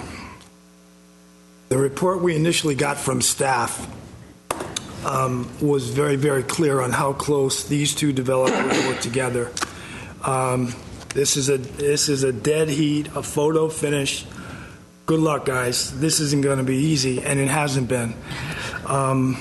What makes it more complicated is, the city of Glendale is famous for not wanting to discourage first-time applicants. That makes it even trickier because I know the city of Glendale, if they can encourage an applicant, bring somebody new in, they want to do that historically. God, I endorsed and echo everything Mayor Devine just said. I mean, it was a clinic. Thank you, Mayor Devine. Let's see. So everything's a coin to us. Everything is even up and down the line. So what did I go to, and what did I really base my final decision and choice on? And that was, I have a love of architecture and a love of architects. My girlfriend in graduate school got her master's in architecture at Columbia University. So, I studied both of the architects, both of the designs, and really, for me, it came down to two words: Frederick Fisher. I studied his work and his approach. I Googled him. I studied him on YouTube. There's a lot available. This is somebody that Frank Gehry hand-selected in his shop, starting out. Mr. Fisher's maybe the best in the world. His use of light, space, strong, bold lines, that's what I think Mayor Devine was referring to. It's just, both of these designs by Safran and Associates were brilliant. I preferred the 90-unit proposal, but I would go with either the 90 or 71 unit. I would go with Mayor Devine wherever she wants to go. I love the 90 unit because of the underground parking. Safran and Associates I've been in their underground parking at Veterans Village. They are the best at underground parking. I mean, these guys are brilliant. I know them. I know their shop. I've been on site visits with both Mr. Zovac and Mr. Fortney, and I just can't see voting against Thomas Safran and Associates. So that's where I'm going. Okay, thank you, Mr. Kelly. Mr. Carpet? Or you want to? Sorry? Go ahead. Okay. Why is everything the hard way for this council? It's hard. It's hard. That's why you get paid the big bucks. Because of the big bucks we're getting? All right. First of all, I want to thank all the applicants, all 18 that submitted their applications. It's not easy. I'm usually on the other side of this fence, and I know how difficult it is to provide information and put a package together and roll your dice. So I appreciate everyone who's here today. For the future developments that we have in the city, this is just a suggestion for discussion for later. Because of the issue of this, we got into nitty-gritty of who's qualified, who's not, and who did more projects, who did less. I think with our RFP in the future for projects like this, maybe it's an RFP/an RFQ. So we will do everything in the beginning, so we won't put the applicants through this kind of a hardship. As far as being a first applicant or what have you, I don't think we want to go to that route to discourage people from coming to Glendale, bringing projects to Glendale. Because when Safran and Associates came in here the first time to do their first project, they were the first timer, but they did a great job. They got another project, so we don't want to discourage that. And if we want to go to that route, hey, we had B Group here, part of our 18 units, and 18 developers or proposals, and they have, I don't know how many projects they have in this town. 8, 6, 7, 8, and there are very large projects, and they are doing a magnificent job. Their management is top of the line. Their social services are top of the line. They built good projects here, and the city is happy with them. If that was the case, we would have said, no, we know B Group, and they've done this many projects. Let's eliminate everybody else. So I don't think that's the route that we want. I don't want to take that route. As far as I wrote so many notes, so I want to go. Take your time. I didn't have the opportunity to write down all my notes as organized as Madam Mayor here, but I have my notes here. For a couple of weeks ago, I asked for the Housing Authority to give us 2 weeks to go through all 5 applicants so we can do all of our numbers, and we had new information and go through everything, so we will have a more educated decision as to what we wanted to do. And I was voted down, which is fine. This is the way it works. But based on the information that I got today from all the applicants that they came in, just if I want to go by every single reasoning that Madam Mayor went through, knowing the community, knowing the site, number of units, cost per unit, cost per square foot, the affordability level, which is very important as well, and complying with the codes, it would be Ganji development, because they have 80 units. Their cost per square foot is $265 versus $335 and $352. The number of units are 80. They're providing almost the same amount of open space. Their services are good. They are local. It won't be their first project. So I don't know. I'm just throwing this thing out there as to what are we basing our decisions on. If you're basing our decisions on these items, I think Ganji is the one that should get this project, because 13 million versus 17 or 18 million, and providing 10 more units. So, and they're hiring locally. All their contractors are local contractors, and they live in Glendale. If these are the criteria that we want to go for from here on for all the projects that we do, and they've done projects, they know the community. Who knows the community better than Ganges? They were born in this city. So, I'm sorry? Okay, you're talking. That we're not choosing between. Right. So, no, I understand that, but I'm bringing this issue up because I asked for a little time, and we are still 2 weeks down the road again. 2 weeks ago, I asked for 2 weeks to do this, to delay this vote or postpone it for 2 weeks so we can get our information. Now we have all the information, and I think based on my conscience, if it's my money that I want to spend, our job is to look after taxpayers' money. And if it's my money that I'm spending, I would put Ganji back in the mix. Yeah, I'm going to stop here and see what my fellow council members have to say. Oh my God. What do fellow authority members want to say about that? Absolutely not. We have 2, and I think it would be if I may terribly interject, unfair. and that's not on the agenda. So if you want to have a discussion about Ganji, you would need to move the item to continue the item to next week so we can agendize it properly. I just want to put that out there. I let some latitude on the speakers, but they were not part of the agenda. But because they were here to speak on the item, they were entitled to do that. And it's certainly with any board member's right to say who they prefer, even to the top 5. But I think if you want to have a discussion about that, that needs to come back. Yeah. My feeling is that we have to stay with the process. That's the most important thing. And if we start veering from the process, then it's unfair to everyone that applied. It's unfair to the 2 finalists, and it's also unfair to the city, because that's going to tell everybody out there, applicants, that we're not going to Glendale because we don't know how they're going to change the process once we get into it. So I think we have to stay with the process, the one that we started with today, picking from Link or Saffron, both great projects, make our choice and move on. We have to go forward. I think if we can't step backwards, we must go forward.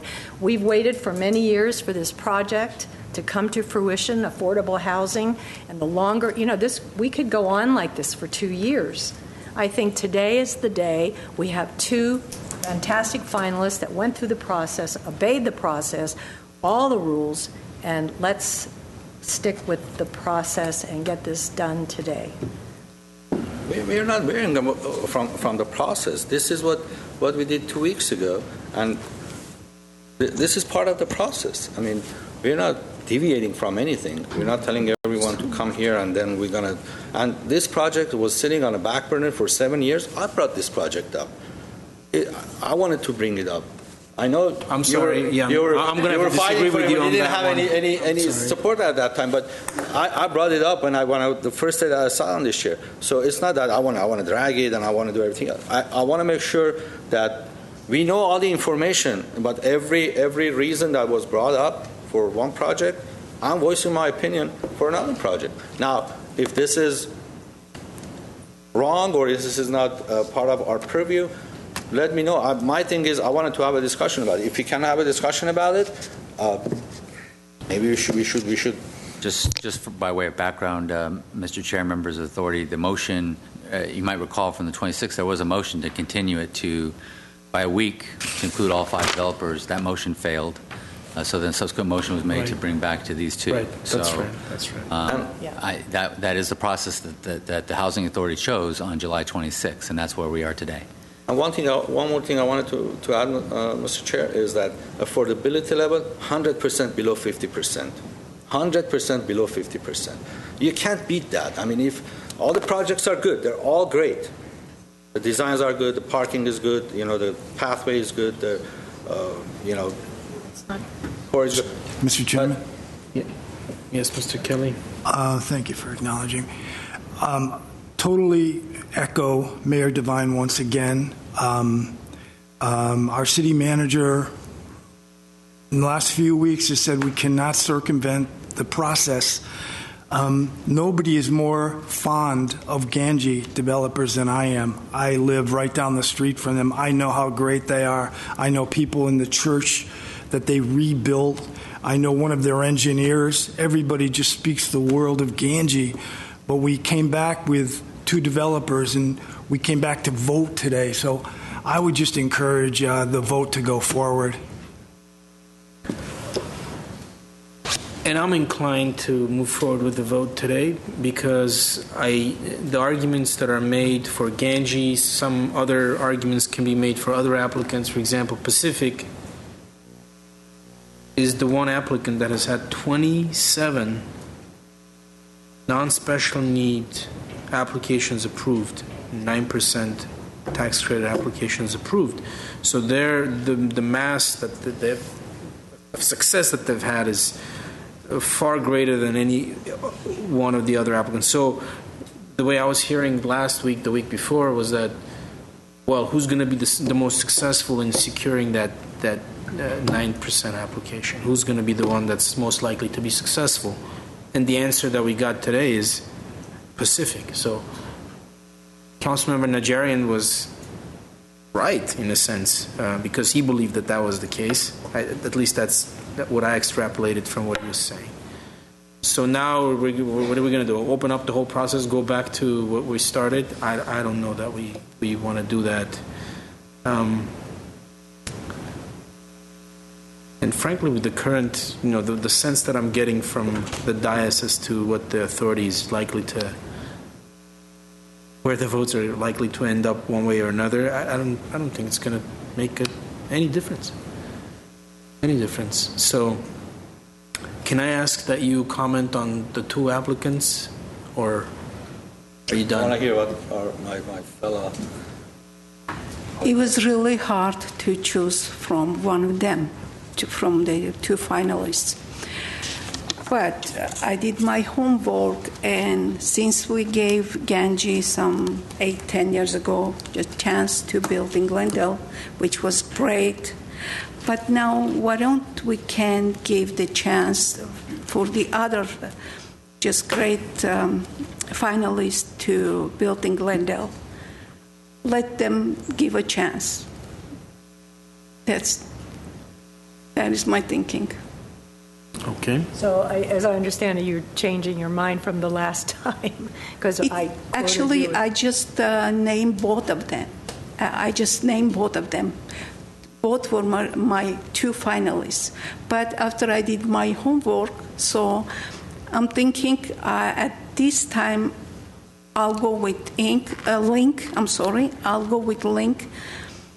And since they have 10%, actually 6 or 7 projects that are special needs.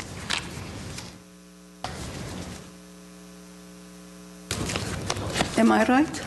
They've Two had bedrooms. 6 or 7 2 bedrooms. No. They've had. She's right. They've had 5 special needs, 9% Special needs, yeah. projects approved. And 10% of 2 bedrooms. This is their vision to have 2-bedroom apartments too, the units too. Okay. I'm thinking that my choice is final choice is Link. Okay. Mr. Carpet, did that help? It was really hard. I'd just like to hear what you have to say. What I have to say? Yeah. Okay. So, anyway, I want to thank my colleagues for their thoughtful comments. And I'm just going to try to add on to that without being too repetitive. 2 great finalists. Both of them have submitted projects that we'll be proud of in the city of Glendale.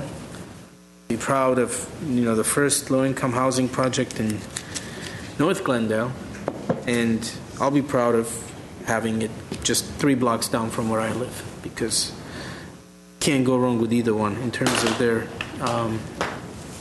aesthetic look, their functionality. And I'm very glad that our homeowners association has come out in support of this. I think it means a lot for Glendale. And here's my consideration. So, since Mayor Devine has already expressed her unwavering support for and reasoned why for Saffron, so I'm going to talk about Link a little bit. One thing that I found is, again, it's very hard. It's very hard to navigate between these two because, again, they're both so good, and it's hard to find that sort of the silver bullet or that one reason or 2 reasons that make you pick one over the other, because they're so similar in their qualities and their advantages. So I did look at the obvious, which is Link's record of getting the successful applications. It was the success rate was higher, or not the rate, the volume of successful applications were larger than that of Saffron. And since my colleagues made such a big deal, rightfully so, about this, I think it should be taken into consideration. The number of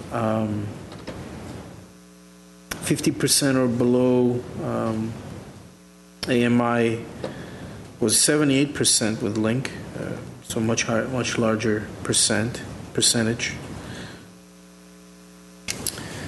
The issue about the first time applicant versus someone that's already been in Glendale for a while, I do agree with Councilmember Najarian that if we make that a sort of a consideration, then if we make that a decisive factor, then in the future we're excluding every new application or an applicant, an entity that hasn't done business in Glendale or hasn't developed anything in Glendale. So we automatically say, no, we have someone who's already done it. We know them. We're very comfortable with them. Their work product is good. So no, you're not. You're out of the running. I don't think that's the right way to think about it. I think we have to always have an open mind about that. And if it's a good applicant, it's a good application. You judge them on their merits. And that's what I'm doing right now. I like the aesthetics of Link a little better than I do Saffron, and that's just, you could call that subjective, but that's how it is. And then two points that I want to mention. I'm a little troubled, but I hope I misunderstood the authority member Kelly's comment. He said, I will go with Mayor Devine, whatever she decides. That's a little trouble. I mean, that troubles me a little bit. I'm not sure what he meant by that, but I hope not in the literal sense, because that shouldn't be basis for your decisions. And then finally, I want to remind our colleagues and our residents and the applicants a little unfortunate experience that the city of Glendale had with a certain low-income housing developer, ADI, just 7-8 years ago. Last time we jumped into, I wasn't part of the council, so I wasn't, but the city did, the council did, and supported a developer that had contributed to city council members. We ended up with a $9 million loss and a lot of embarrassment for everyone. And again, I know that the council members that have benefited from contributions from a specific particular developer have recused themselves, but it still gives me a degree of discomfort. So overall, those are my comments. Again, two good projects, but Link is my choice. I think they're going to do a wonderful job. They're extremely reputable. Their product that they've submitted to us is excellent. So I'm going to support Link. Mr. Chairman, just to clarify, when I said that I would endorse whichever building, whichever saffron building that Mayor Devine felt more appropriate, I meant that between my 70 units in there. My preference was a 90-unit building. I fell in love with that building, the design of that building. I fell in love with both of them. I thought they were the first saffron building, the 90-unit building was my preference. My second preference was their 71-unit building. I thought they were both incredible projects. My third preference was, of course, Link. I mean, they're right there, but it was just between the larger building and the 71-unit building, just to clarify that. I appreciate that. Thank you, Mr. Kelly. Mr. Garpetian. Again, based on what just Mr. Kelly said, Ganges project is 80 units.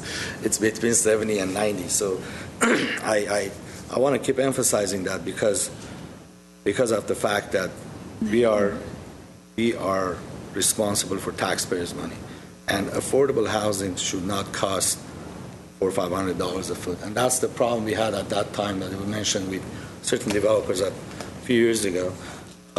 The cost of construction was way up there, but that's not in front of us. Let me ask you, I'm sorry to interrupt, but let me ask you a question. So Ganges was one of the 5 finalists that we entertained, and the authority went around and every member, I said, can you narrow it down to two of your preferred finalists? Just a means of, reaching a final candidate. And only you proposed Ganges. So I'm saying we've gone through that process. No, How do we? What does that. Reviving this really do? I appreciate that. Look,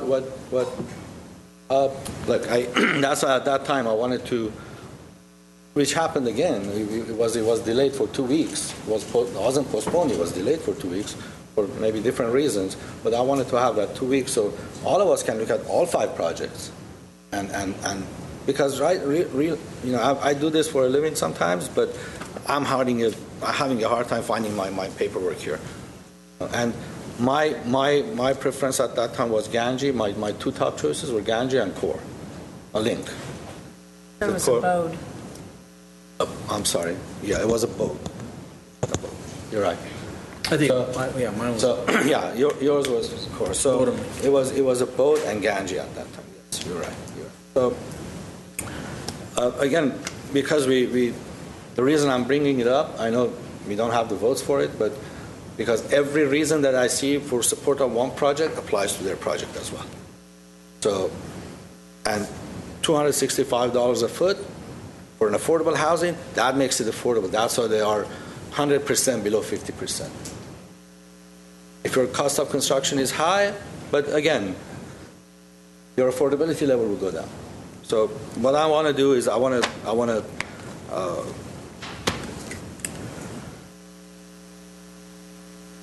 I have one question for staff. Is what is the basically the process? What do we do at this point when we award a contract or the E&A for a developer?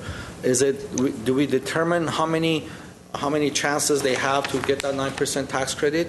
Is it determined by us, or they have to have like 2 or 3 shots at it. What do we usually do? I'm not sure what the current practice, but it is usually subject to negotiation how many opportunities an applicant will get to apply for 9% tax credits before the contract terminates on its own terms. So that's part of the negotiation that goes on during the E&A process. And then once you come back with the affordable housing agreement, it's put in there. We've seen varying numbers of opportunities between 1 and... Can we ask Mr. Zovak historically what we have done? My recollection is that the process has traditionally been 2 attempts. Yeah. 2 attempts. There are 2 application periods per year, and there's different criteria that happens with both applications. So the general feeling in the community is to allow that cycle to complete, and to complete that cycle is 2 applications. And you have 2 opportunities every year. Okay. So that's what I would suggest for us to do. So this project will not be tied up another 2-3 years just because whoever is getting the contract is not being able to get the approval. So I'm sorry, what's your suggestion again? I think what I heard, if I may, is that as part of the negotiation, that one of the negotiation points be that the final agreement that comes back has a provision that the developer, whoever it is, have 2 opportunities to apply for tax credits, and at that point, the housing authority has the opportunity to terminate the agreement. Because if you leave that open-ended, then they might just keep applying. But as far as my decision, I like the affordability level of core or link, 78%, below 50%. And I'm looking at their total building square foot, which is $65,000 with $600,000 less cost. So I think both of them are good projects. I will, if I have to vote for one of the 2, I will go with Link. Okay. Do we have a motion then? I make that motion with the understanding that when we negotiate, to please have that. Yes. This would be a 12-month ENA, or possibly less than that, just enough to get to the 2 cycles.